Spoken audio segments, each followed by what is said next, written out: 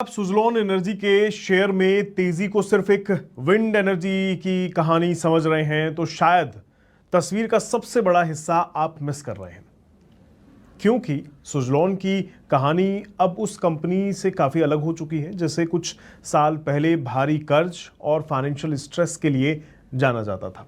आज कंपनी के पास बड़ा ऑर्डर बुक है, नेट कैश पोजीशन है और भारत में विंड एनर्जी के बढ़ते मार्केट का फायदा उठाने का मौका भी है। लेकिन बड़ा सवाल यह है कि क्या ये सारी पॉजिटिव बातें सुज़लोन के शेयर को आगे भी ऊपर ले जा सकती हैं, और क्या मौजूदा वैल्यूएशन पर अभी भी इसमें इन्वेस्टमेंट का मौका बचा है? तो चलिए सबसे पहले बात करते हैं उस चीज की जो सुज़लोन की फ्यूचर ग्रोथ की सबसे बड़ी वजह बन सकती है, यानी इसकी ऑर्डर बुक। देखिए, कंपनी के पास करीब 6.1 गीगावाट का क्यूमुलेटिव ऑर्डर बुक है।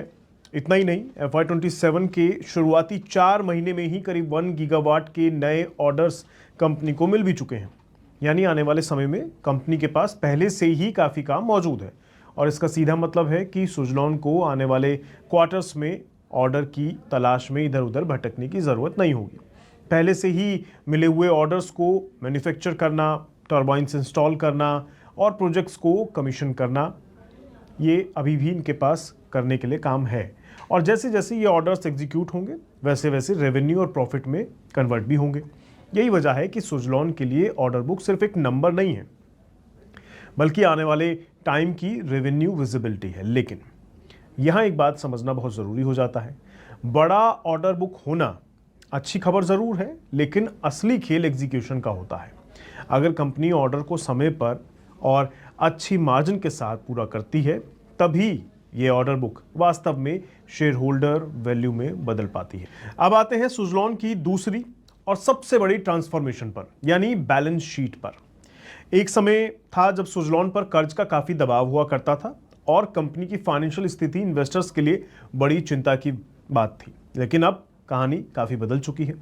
जून 2026 तक कंपनी करीब 2322 करोड़ की नेट कैश पोजीशन में है, यानी कंपनी के पास डेट के मुकाबले ज़्यादा कैश है। अब इसे आसान भाषा में समझें तो पहले कंपनी को ग्रोथ के लिए कर्ज पर ज़्यादा निर्भर रहना पड़ता था। अब अगर कंपनी के पास कैश है पहले से ही, तो वो अपनी मैन्युफैक्चरिंग कैपेसिटी को बढ़ाने पर, टेक्नोलॉजी में इन्वेस्टमेंट करने पर और बिजनेस को एक्सपेंड करने के लिए अपने इंटरनल रिसोर्सेज का ही इस्तेमाल कर सकती है। इसका फ़ायदा भी होगा, और फ़ायदा ये होगा कि इंटरेस्ट कॉस्ट का दबाव कम रहता है।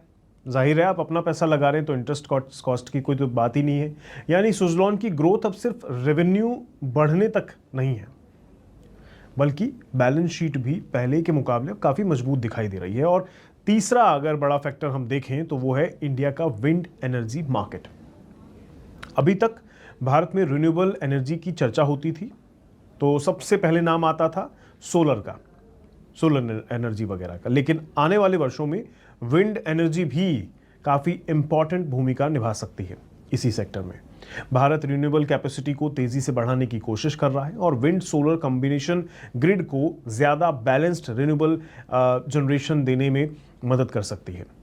यही सुज़लोन के लिए बड़ी अपॉर्चुनिटी भी है। अगर भारत में आने वाले वर्षों में विंड कैपेसिटी इंस्टॉल तेज़ी से होती है तो डोमेस्टिक विंड टर्बाइन मैन्युफैक्चरर्स को इसका सीधा फ़ायदा मिलेगा, और सुज़लोन की इस मार्केट में पहले से मजबूत प्रेजेंस है तो जाहिर तौर पर इनको इसका ज़्यादा एडवांटेज रहेगा। कंपनी का अनुमान है कि भारत की विंड कैपेसिटी 2030 तक 100 गीगावाट से भी ऊपर जा सकती है। अगर ये अनुमान बड़े स्तर पर मैटेरियलाइज हो जाता है तो सुज़लोन के सामने कई वर्षों का ग्रोथ रनवे बन सकता है। लेकिन सुज़लोन सिर्फ ज़्यादा टर्बाइन्स बेचकर ग्रोथ लाने की कोशिश नहीं कर रही है, कंपनी अपनी स्ट्रैटेजी को भी बदल रही है।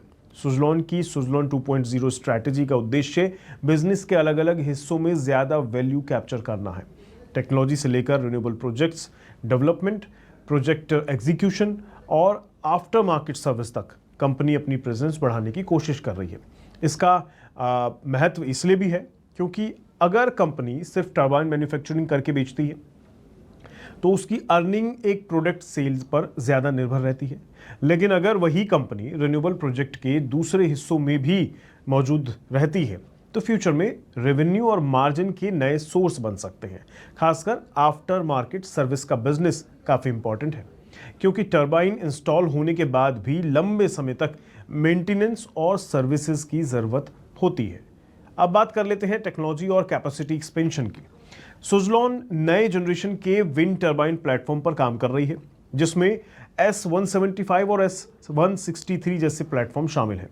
कंपनी मैन्युफैक्चरिंग कैपेसिटी बढ़ाने के साथ स्मार्ट मैन्युफैक्चरिंग और टेक्नोलॉजी में भी इन्वेस्टमेंट कर रही है। FY27 में कंपनी ने करीब 700 करोड़ के कैपेक्स का गाइडेंस दिया है। अब यहाँ होता कितना है वो आने वाला वक्त बताएगा, लेकिन सवाल ये उठता है कि अगर डिमांड इतनी अच्छी है तो रिस्क क्या है इसके साथ। देखिए, सबसे पहला रिस्क है एग्जीक्यूशन का रिस्क। मतलब 6.1 गीगावाट का ऑर्डर बुक सुनने में बहुत बड़ा लगता है, लेकिन अगर प्रोजेक्ट में डिले होता है, सप्लाई चेन में दिक्कत आती है या इंस्टॉलेशन की जो स्पीड है वो कम रहती है, तो रेवेन्यू रिकॉग्निशन प्रभावित हो सकती है, वो उस तरह दिखेगा ही नहीं, राइट। दूसरा रिस्क है मार्जिन। देखिए, ग्रोथ तभी ज़्यादा वैल्यूएबल होगी जब कंपनी उस ग्रोथ को अच्छी प्रॉफिटेबिलिटी में बदल पाए। Q1 FY27 में सुज़लॉन का एबिटा मार्जिन करीब 15.6% रहा था, जबकि पिछले साल की समान तिमाही में ये करीब 19.2% था। मैनेजमेंट FY27 में करीब 17 से 18% एबिटा मार्जिन की उम्मीद कर रही है। इसलिए आने वाले क्वार्टर्स में रेवेन्यू ग्रोथ के साथ मार्जिन पर भी नज़र रखना बेहद ज़रूरी होगा। उम्मीदें की जा रही हैं, लेकिन अभी के हालात थोड़े अलग दिखाई देते हैं। तो कुल मिलाकर अगर आप सुज़लॉन को सिर्फ इस वजह से खरीदने की सोच रहे हैं, उसके स्टॉक्स में निवेश इस वजह से करने की सोच रहे हैं कि रिन्यूएबल एनर्जी का फ्यूचर अच्छा है, तो ये अधूरी एनालिसिस होगी आपके लिए। आपको देखना होगा कि सुज़लॉन उस फ्यूचर अपॉर्चुनिटी को कितनी तेज़ी से रेवेन्यू में और रेवेन्यू को कितनी अच्छी तरह से प्रॉफिट में और प्रॉफिट को कितनी मजबूती से कैश फ्लो में बदल पाती है। ये ही इसमें सबसे इंपॉर्टेंट चीज़ समझने वाली होगी। बाज़ार में आप हालात देख ही रहे हैं, अलग अलग इस समय सिचुएशन दिखती हैं। प्राइस का मैं जिक्र नहीं करूंगा, वो बदलता रहता है। बाज़ार बंद होने के भाव अलग हैं, तो आप उस हिसाब से अगर देखें तो अभी फ़िलहाल थोड़ा लाल निशान में कामकाज करता आपको दिखाई देगा, लेकिन स्थिति मजबूत है और भविष्य में अगर इसका फ़ायदा कंपनी उठाने में कामयाब रहती है तो डेफिनेटली इस पर भी पॉजिटिव इम्पैक्ट आपको देखने को मिल सकता है।